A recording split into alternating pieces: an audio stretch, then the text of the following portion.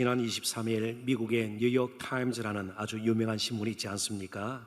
이 신문은 당일 신문 1면에 1000명의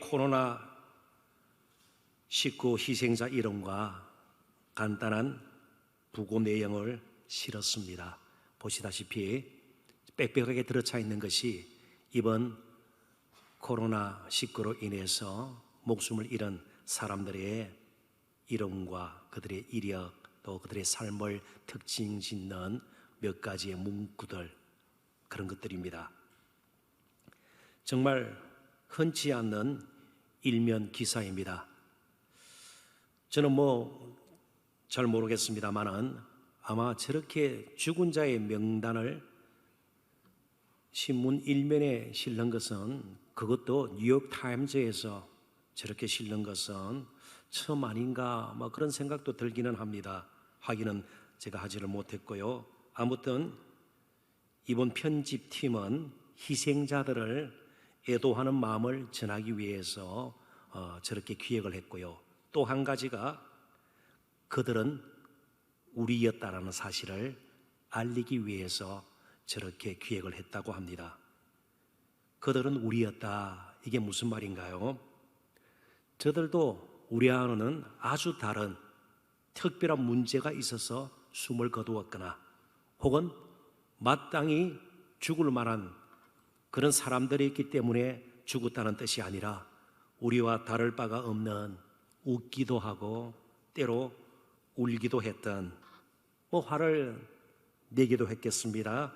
그렇지만 사랑하려고 애썼고 사랑할 줄 알고 그러다가 아파 이제는 목숨을 거둘 수밖에 없는, 이 세상을 떠날 수밖에 없는 우리의 가까운 가족들이었고 친지였고 직장 동료였고 우리의 이웃들이었다. 그것을 좀 더 생생하게 사람들에게 인식시키기 위해서 저런 기사를 냈다는 것입니다. 우리는 어디에서 살든 또 나이가 어떻게 되었든 인종이 무엇이든 세상적으로 신분과 지위가 어떻든 한 사람도 예외 없이 하나님의 형상대로 소중하게 지원받은 사람들입니다. 그래서 우리가 사람이라면 가장 먼저 해야 할 일이 우리를 지으신, 형상대로 지으신 하나님을 사랑하는 것, 하나님을 예배하는 것과 우리가 또 서로 사랑하는 것입니다. 이 사랑의 법칙이 무너져버린 세상은 그 누구도 통제할 수 없을 정도로 무질서와 폭력과 불의와 불법 그리고 거짓과 정오심으로 가득한 가운데 있음을 우리는 보게 됩니다. 자, 그렇다면 소망이 없나요? 아닙니다. 소망이 있습니다.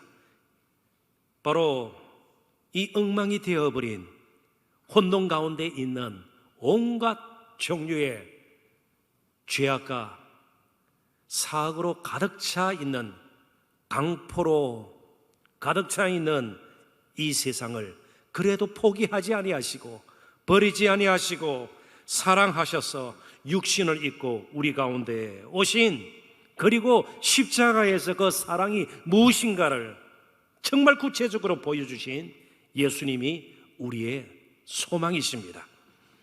그분은 위로부터 오셨습니다. 아래서부터 나신 분이 아닙니다. 이 세상은 소망이 없어도 위로부터 오신 그분 때문에 이제 세상은 소망을 가지게 되었습니다. 그분은 이 세상을 사랑하시기에 사랑으로 오셨습니다. 그래서 오늘 나눌 말씀의 주제는 예수님 안에서 이루어질 사랑의 회복입니다. 먼저 저와 여러분에게 예수님 안에서의 사랑이 풍성해지기를 원합니다.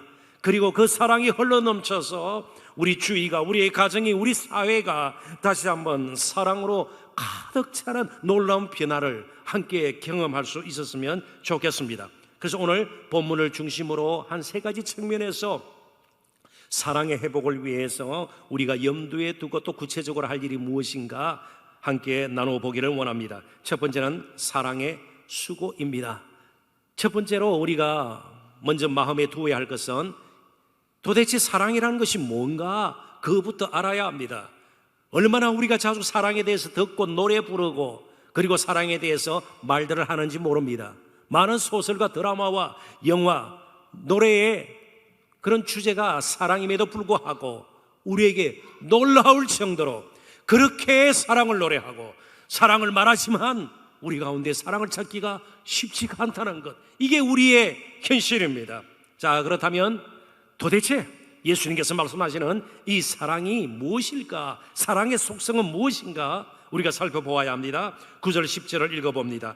아버지께서 나를 사랑하신 것 같이 나도 너희를 사랑하였으니 나의 사랑 안에 거하라. 내가 아버지의 계명을 지켜 그의 사랑 안에 거하는 것 같이 너희도 내 계명을 지키면 내 사랑 안에 거하리라. 먼저 우리가 꼭 기억할 것은 예수님은 무엇보다도 아버지 하나님의 사랑을 확신하고 이 땅에서 사셨다는 것입니다. 그렇다면 우리가 이 땅에서 사는 동안 우리 자신에게도 하나님 혹은 예수님의 사랑에 대한 확신이 있어야 합니다. 여러 가지 우리들은 갖추고 살고 싶은 그런 마음들이 다 있습니다. 가능한 좀 편하고 안전하게 살고자 하는 그런 바람들이 다 있습니다. 그러나 하나님의 혹은 예수님의 사랑에 대한 확신이 없으면 다른 것으로는 우리가 늘 불안하게 되는 것이에요. 마음의 평정심을 잃게 되는 것이고요, 진정한 마음의 쉼도 누리지 못하게 되는 것입니다. 예수님은 흔들리지 않았습니다. 온갖 유혹이 있었고 시험이 있었고 시련이 있었습니다. 그럼에도 불구하고 십자가의 길을 끝까지 가실 수 있었던 것은 하나님에 대한, 하늘 아버지에 대한 그런 사랑을 그가 분명히 확신했기 때문입니다. 그리고 그 하나님을 그 역시 사랑하셨기에 이 땅에 육신을 입고 오시고 나중에는 저와 여러분들을 위해서 십자가에 죽으시기까지 하나님의 그 아름다운 뜻을 드러내셨습니다. 우리를 향한 하나님의 사랑을 자신의 십자가의 죽으심을 통해서 확정하셨습니다. 로마서 5장 8절이 분명하게 그렇게 말씀하고 있는 것입니다. 자발적으로 하나님의 사랑을 그가 확신했고 하나님을 너무나도 사랑했기 때문에 그는 자발적으로 그 하나님의 구원의 뜻을 이루기 위해서 십자가에 순종하실 수가 있었던 것입니다. 이제 예수님께서도 제자들에게 많은 사역, 앞으로 엄청난 일들을 하기 전에 먼저 예수님에 대한 사랑을 그들이 확신하기를 원하셨습니다. 그리고 예수님을 사랑함으로 그들이 예수님의 계명을 지켜야 됨도 예수님은 아셨습니다. 그리고 계명을 주셨습니다. 12절에 그 계명의 내용이 잘 나와 있습니다. 내 계명은 곧 내가 너희를 사랑한 것 같이 너희도 서로 사랑하라 하는 이것이니라. 17절에도 비슷한 내용이 담겨 있습니다. 내가 이것을 너희에게 명함은 너희로 서로 사랑하게 하려 함이라. 자, 그렇다면 이렇게 등식이 이루어지게 될 것입니다. 먼저 우리가 제대로 살려면 예수님의 사랑을 확신할 수 있어야 합니다. 확신하는 만큼 우리는 예수님을 또 사랑하게 되는 것입니다. 그것이 예배로, 찬양으로, 섬김으로 그 무엇이든 연결이 될 것입니다. 그리고 더 나아가서 이제 우리가 서로 사랑하게 되는 것이에요. 누구까지 사랑하게 되는 것이에요? 원수까지 사랑하게 되는 겁니다. 출발이 어디입니까? 예수님의 사랑에 대한 확신입니다. 예수님의 사랑을 경험하고 또 예수님을 사랑한다면 우리는 마땅히 서로 사랑해야 합니다. 그런데 늘 문제가 되는 것은 어떤 종류의 사랑인가에 대해서 정리된 생각을 가지고 있지 못하기 때문입니다. 그래서 아예 오늘 이 시간을 통해서 그 사랑의 속성에 대해서 완전히 이제 우리가 다시 흔들림 없을 정도로 그 사랑의 확신에 대해서 우리가 마음에 새길 수 있는 그런 시간을 가졌으면 좋겠습니다. 그 사랑은 사랑하는 사람을 위하여 자기 목숨을 버리는 사랑입니다. 조금 달리 표현하면 엄청난 값을 치르는 사랑입니다. 13절에 예수님께서 말씀하십니다. 사람이 친구를 위하여 자기 목숨을 버리면 이보다 더 큰 사랑이 없나니.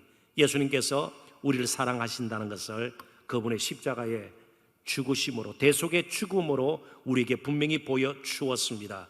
그러면 우리가 사랑 아래 어느 정도까지 사랑해야 되나요? 자신의 목숨을 내어줄 정도로 물론 늘 그렇게 살아가기가 현실적으로 쉽지 않습니다. 그렇지만 분명히 이렇게 방향은 잡아 두셔야 합니다. 자기 목숨을 버릴 정도의 사랑입니다. 진정한 사랑은 그러므로 예수님께서 우리를 위해서 십자가에서 자신의 목숨을 내어놓는 사랑을 경험하고, 그리고 우리 또한 예수님을 진정으로 모든 것을 다 드려서 사랑하고, 그리고 이웃을 또 그와 같이 사랑할 때에 진정한 사랑이 우리 가운데서 이루어지게 된다, 그런 뜻입니다. 그런데 현실은 어떻습니까? 미국에서 일어난 일을 잠시만 좀 우리 나눠보도록 하십시다. 지난 25일 미국의 중부 도시인 미니애폴리스에서 일어난 사건을 여러분들께서는 뉴스 보도를 통해서 접하셨는지 모르겠습니다. 전 세계적으로 보도가 되었습니다. 백인 경찰이, 그것도 많은 돈도 아니에요, 20불짜리 우리나라 돈으로 한 2만 5천 원 정도 되나요? 그렇나요? 20불짜리 위조지폐 사용과 관련된 흑인 용의자를 체포했습니다. 수갑을 채웠습니다. 그리고 땅바닥에 눕혔습니다. 그리고 나서 그 흑인 용의자의 목을 무릎으로 8분간이나 눌렸습니다. 숨을 쉴 수 없어요. 숨을 쉴 수 없어요. 부르짖는 사람을 풀어주지 않고 계속 목을 무릎으로 눌려 무참하게 죽음에 이르게 만들었습니다. 결국 숨지고 말았습니다. 그 흑인 용의자도 가족이 있고 친구가 있는 사람입니다. 그 흑인 용의자도 우리였습니다. 피부 색깔만 다를 뿐이고 다른 곳에 살고 있을 따름입니다.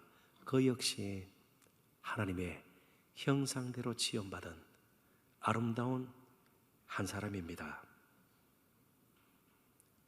오늘 이 세상의 문제는 단순히 먹을 것이 부족하고 아니에요. 먹을 것이 조금 남으면 나눠주면 함께 살 수 있는 것이죠. 경제적으로 너무 찌달리고 아니에요. 무기가 부족해서 더욱더 아니죠. 문제는 사랑입니다. 값을 치르는 사랑, 이 사랑이 너무나도 메말라 있는 것이 오늘 이 지구촌의 문제고 우리가 사는 이 땅의 문제입니다. 저도 그렇고 많은 성도 여러분들께서 빨리 이 코로나 바이러스 백신이 개발이 되고 치료제가 나왔으면 좋겠다, 우리가 그렇게 기도를 또 하고 있습니다. 저도 기도하고 있습니다. 그럼에도 불구하고 마음 한구석에는 우려심이 있어요. 마음에 좀 부담이 되는 부분이 있습니다. 뭔가 하면 백신이 개발되었을 때 틀림없이 돈 있거나 힘센 자들이 먼저 그 백신을 챙기게 될 것이고, 정말 필요한 사람들, 그렇지만 돈이 없고 약한 나라에서, 가난한 나라에서 아무것도 내세울 것 없는 사람들은 백신의 혜택도 쉽게 누리지 못하고 숨질 가능성이 높기 때문입니다. 사실 감염 위험에 처한 사람들, 병자들을 돌보는 사람들, 의료계에 있는 사람들, 기저질환자들, 그 외 노약자들에게 먼저 백신 접종을 하는 것이 마땅하지 않습니까? 그게 하나님의 공의가 아닐까요? 하나님의 공의는 단순히 어떤 율례, 의식, 무슨 종교적인 그런 규례를 따라 산다고 되는 것이 아니라 값없는 사랑, 사랑의 수고가 있을 때예요. 내가 조금 양보하고, 내가 조금 손해를 보고, 내가 조금 뒤처지고, 내가 좀 덜 누리더라도 함께 무엇인가 나누고 베풀 때에 진정한 하나님의 공의가 이 땅에서 실현되는 것이죠. 그러니까 코로나 바이러스보다 더 끈질기고 무서운 것은 바로 사랑이 없는, 더욱이 반대로 혐오 바이러스처럼 무서운 것이 없습니다. 한 생명을 그렇게 무참하게 죽일 수 있는 사람, 혐오 때문에 그런 거 아니겠어요? 짐승 취급하는 거 아니겠어요?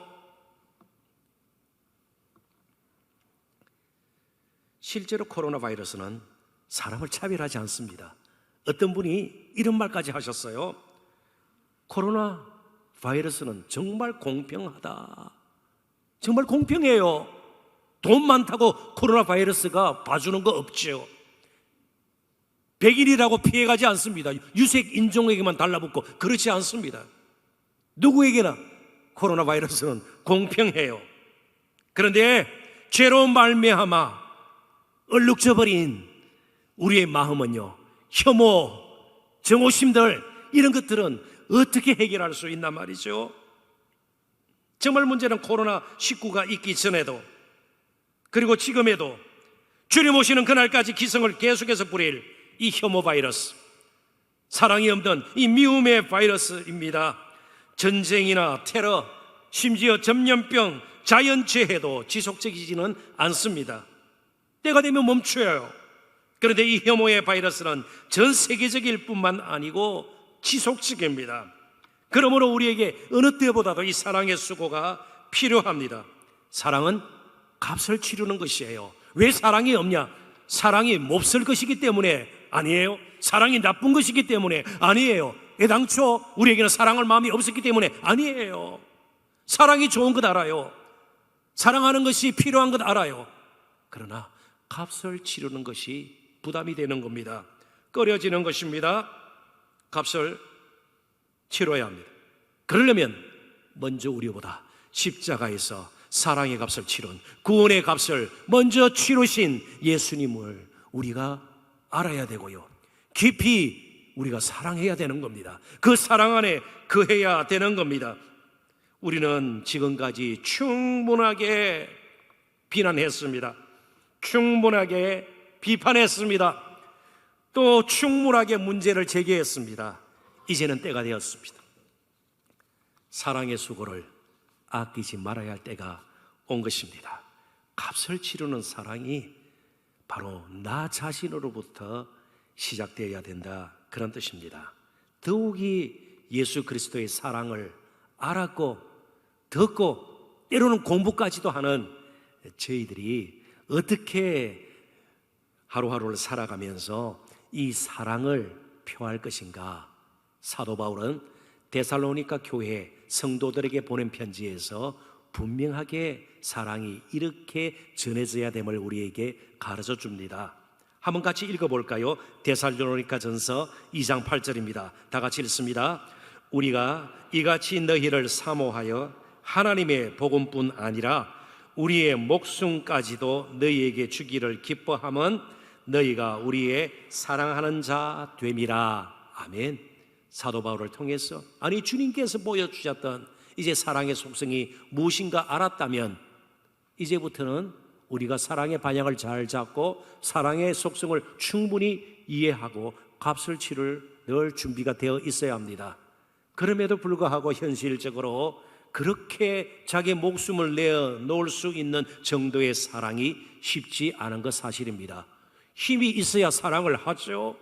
마음에 뭔가 끓어오르는 그런 사랑의 열정이 있어야 사랑을 하죠. 그렇다면 그 동기와 원동력을 어디서 얻게 될까요? 두 번째 나눌 주제가 사랑의 기쁨입니다. 기쁨으로 되어진다면 가능해요. 억지로 하면 되어지지가 않습니다. 정말 마지못해 하면 그 사랑이 사랑일 수가 없죠. 기쁨으로 되어지면 괜찮아요. 더 하고 싶어요. 자, 그렇다면 이 기쁨은 도대체 어디서 오는가? 사랑의 수고를 기꺼이 할 수 있는 것은 사랑을 하면 할수록 이 세상 그 무엇으로도 얻을 수 없는 기쁨이 생겨나기 때문입니다. 참 재미나죠? 사랑이 힘든데 사랑을 시작하면 기쁨이 생기기 시작해요. 사랑하는 만큼 기쁨이 더 생겨나기 시작합니다. 점점 가득해지기 시작합니다. 목숨을 내어놓을 정도로 정말 사랑하게 되면 기쁨은 충만하게 되는 것입니다. 진정한 사랑은 항상 기쁨으로 이어집니다. 그래서 사랑은 상처만 남기고 그것을 유행과 가사로 남겨두십시다. 성경이 가르치는 가르침이 아니에요. 예수님께서 우리를 위해서 정말 끔찍한 십자가 위에서 온갖 멸시와 조롱을 당하시고요, 피조물들한테 창조주 하나님이신 예수님께서 그렇게 모욕을 당하시고 십자가에 죽으신 게 그렇게 불행하고 억울하고 상처 남긴 죽음입니까? 아닙니다. 예수님은 기쁨으로 충만하셨어요. 정말 그렇습니까? 그렇습니다. 히브리서 12장 2절을 보십시오. 믿음의 주요 또 온전하게 하시는 이인 예수를 바라보자. 그는 그 앞에 있는 기쁨을 위하여 십자가를 참으사 부끄러움을 개의치 아니하시더니 하나님 보좌 우편에 앉으셨느니라. 예수님은 십자가 그 모진 고통을 겪으시는 가운데서도 앞에 있는 즐거움, 저와 여러분이 구원받을 것을 아시고 사랑하셨기에 그 기쁨으로 십자가를 견디셨고 십자가로 승리하실 수 있었습니다. 스데반 집사님 기억이 날 것입니다. 사도행전 7장에 보면 돌에 맞아 죽어요. 날라오는 돌이 무섭지 않거나 두렵지 않거나 아프지 않고 그러지 않아요. 그러나 이 스데반 집사님은 돌을 바라보지 않고 하늘 보좌에서 앉아 계시지 않고 일어서신 예수님을 보았습니다. 그러니까 날라오는 돌 가운데서도 저는 그렇게 믿어요. 아마 살며시 미소를 지을 겁니다. 예수님이 보이는 것이에요. 세상이 할 수 없는 기쁨이 있었기에 그는 아름답게 순교의 제물이 될 수 있었습니다. 우리가 얕은 생각으로 계산을 하고 주판 하나를 당기고 말이죠, 당장에 눈앞에 있는 유익을 위해서 그걸 쫓아다니면 어떻게 사랑할 수 있냐 말이죠. 우리에게 기쁨이 필요해요. 이 기쁨은 정말 사랑 외에는 우리에게 주어지지가 않습니다. 사도 바울 역시 평생을 사는 동안 사랑의 기쁨으로 충만했기에 힘들고 고된 사역을 감당할 수가 있었던 것입니다. 고린도후서 12장 15절입니다. 내가 너희 영혼을 위하여 크게 기뻐함으로 재물을 사용하고 또 내 자신까지도 내어주리니 너희를 더욱 사랑할수록 나는 덜 사랑을 받겠느냐. 자, 그렇다면 이제부터 기쁨을 얻는 방식을 우리가 바꿔야 합니다. 이전에는요, 다른 사람보다 좀 더 많이 가지면 훨씬 기뻐할 것 같았습니다. 조금 높은 자리에 빨리 올라가면 기뻐할 것 같았습니다. 기쁨이 없다는 것이 아니에요. 그러나 그것은 너무나도 일시적인 것이었습니다. 어디에 입학을 하고 어느 대학에 들어가고 어느 직장에 들어가고 누구를 만나서 이렇게 아름다운 결혼을 하고, 그러나 그 기쁨은 항상 일시적인 것입니다. 꾸준한 기쁨, 정말 넘쳐오르는, 샘솟던 넘쳐오르는 기쁨은 사랑할 때 가능한 것이죠. 11절 오늘 본문 말씀입니다. 내가 이것을 너에게 이름은 내 기쁨이 너희 안에 있어 너희 기쁨을 충만하게 하려 함이라. 그래서 예수님께서는 기쁨을 정말 누리고 충만하게 그 기쁨으로 제자의 길을 가기를 원하셨습니다. 그래서 친구라는 표현을 쓰면서 제자들이 누구인가를 다시 한번 일깨워 주셨습니다. 13절부터 15절 제가 빨리 한번 읽어보겠습니다.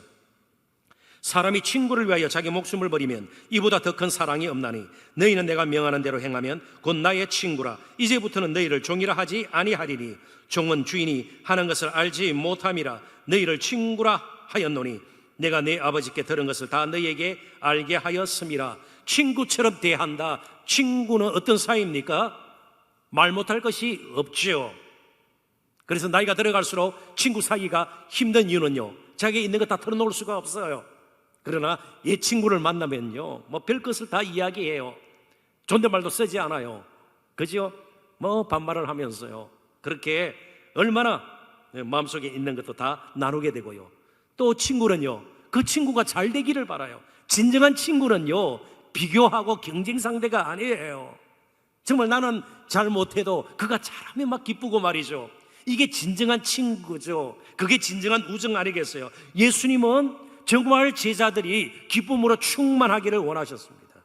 그래서 예수님께서는요, 시간 있는 대로 하늘의 비유를 통해서라든지 어떤 실제적인 삶의 모습을 통해서 제자들에게 다 알려주었습니다. 왜요? 친구이기 때문에, 너무 사랑하기 때문에, 제자들이 잘 되기를 원하기 때문에. 그러면서 오늘 기쁨을 누리는 비결도 가르쳐 준 거예요. 예수님께서 우리에게 말씀을 주실 때 이 말씀이 우리를 계속 억압하고 자유를 빼앗고요, 세상 재미를 없애버리고요, 우리를 손해보게 만들고요, 정말 지지도 못난 그런 상태로 우리를 남겨두기 위함이 아니에요. 친구이기 때문에, 정말 사랑하기 때문에, 잘 되기를 원하기 때문에 말씀을 주시는 것이에요. 그래서 말씀을 제쳐두고 내 생각대로, 내 뜻대로, 내 계획대로 사는 것이 사실은 잘 사는 것이 아닙니다. 그런데 굳이 계명을 쓴 이유는요, 그만큼 우리가 잘 따르지 않기 때문에 할 수 없이 명령형으로 우리에게 말씀을 주시는 것입니다. 사랑하는 자들을 위해서 목숨까지 내어주는 사랑을 베풀 때에 기쁨은 충만하게 됩니다. 주는 기쁨, 받는 기쁨도 있습니다만은 주는 기쁨을 이제부터 우리의 기쁨으로 삼는 저와 여러분이 되었으면 좋겠습니다. 좀 집안 이야기를 하겠습니다. 얼마 전에 제 아내가 미국에 있는 자녀들에게 수제 마스크를 보냈습니다. 미국에서는 또 마스크도 구하기가 힘들고 그래가지고요, 직접 마스크를 보내주었습니다. 애들이 마스크를 하고 있는 사진을 또 보내왔습니다. 그 후에는요, 재봉틀로 자신이 만든 옷을 보냈습니다. 제가 보기에도 뭐 이런 양복 같은 옷은 아니에요. 동대문에서 천을 떠와서 재봉틀로 이렇게 박아가지고요, 옷을 만들었습니다. 또 여름도 다가오니까 뭐 안감, 겉감 있는 것도 아니고요, 그냥 한 겹으로 되어 있는 옷이에요. 근데 그 옷을 받은 딸이 얼마나 좋아하는지요. 연일 사진을 보내오는 거예요. 자신이 입은 옷을 사진에 담아가지고요. 심지어 이런 문자까지 보내왔습니다. 화면을 보시죠. 폴린 킴 컬렉션 2020. 무슨 패션 디자이너들이 그죠? 맞는 옷 뭐 전시하고 이럴 때 사용하는 것 아니겠어요? 혹은 매장에 내놓을 때 폴린 킴은 제 아내의 미국 이름입니다. 폴린 킴 컬렉션 2020. 패션계에서는 전혀 알려지지 않은 무명의 디자이너죠. 그냥 우리 가족 몇 명끼리 컬렉션 그렇게 했습니다. 그런데 제가 보기에는요, 옷을 받은 아들에게는 아직 도착이 안 된 것 같고요, 딸내는 받은 것 같아요. 뭐 딸도 기뻐하고 너무 좋아하는 것 같았습니다. 그런데 옷을 보낸 제 아내가 훨씬 더 기뻐하는 것처럼 보였습니다. 자, 그렇다면 이쯤에서 이제 여러분들께서 이렇게 질문을 던질 수 있죠. 남편 옷은 안 만들었습니까? 만들었습니다. 2벌인가 3벌인가 만들었습니다. 너무 감사하죠. 입어봤더니 너무나도 어울리지 않는 거예요. 이렇게 입고 나갔다는 정말 창피해서 내가 견디지 못하겠다. 너무 우스꽝스럽고요. 그래서 그 옷을 싸서 아들에게 보내었습니다. 그랬더니 저의 기쁨이 충만해지는 거예요. 저는 옷을 안 입었어요. 저를 위해서 만든 옷을 아들에게 보냈더니 정말 기쁜 거예요. 정말 우리가 누려야 할, 마땅히 누려야 할 기쁨이 바로 이 사랑의 기쁨이에요. 주고 베풀 때에 누리는 그 기쁨요, 이것은 세상의 계산으로 나오지가 않습니다. 손익 계산서에는 도저히 이런 기쁨은 나오지가 않습니다. 사랑을 베풀면서 누리는 기쁨입니다. 언젠가도 말씀드린 것처럼, 그래서 부유한 사람들을 잘 사는 사람들이라 세상은 그렇게 불러요. 우린 절대 그렇게 불러서는 안 돼요. 누가 잘 사는 사람이에요? 많은 건 없지만, 나도 힘들지만 그래도 나누고 베풀고자 하는 마음이 있고요, 조그마한 사랑의 그런 도움, 섬김이 있을 때 넘치는 기쁨을 가지고 사는 사람, 그 사람들이 잘 사는 사람들이에요. 돈이 많아도 얼마나 못 사는 사람들이 많은지 몰라요.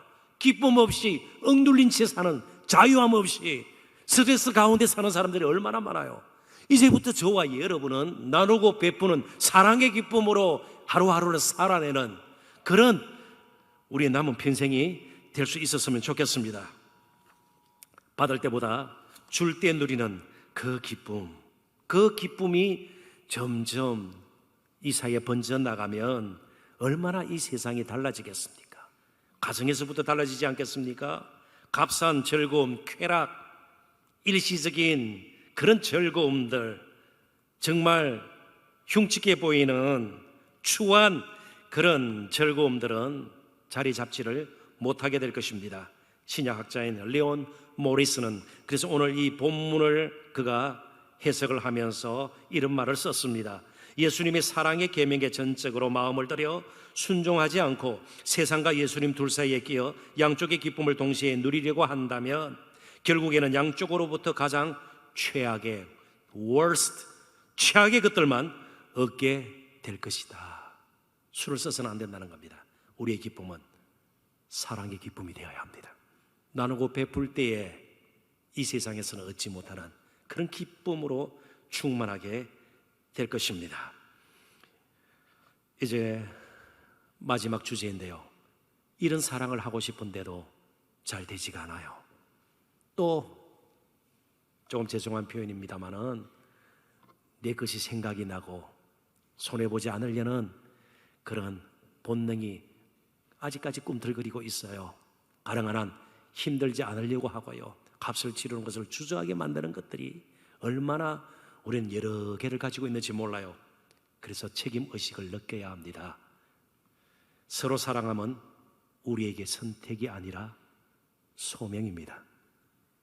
여러 사람 가운데 하나님께서 저와 여러분을 택하신 것은 이런 사랑 없는 세상에 이런 사랑을 좀 보이면서 살아라고 불러주신 것이에요.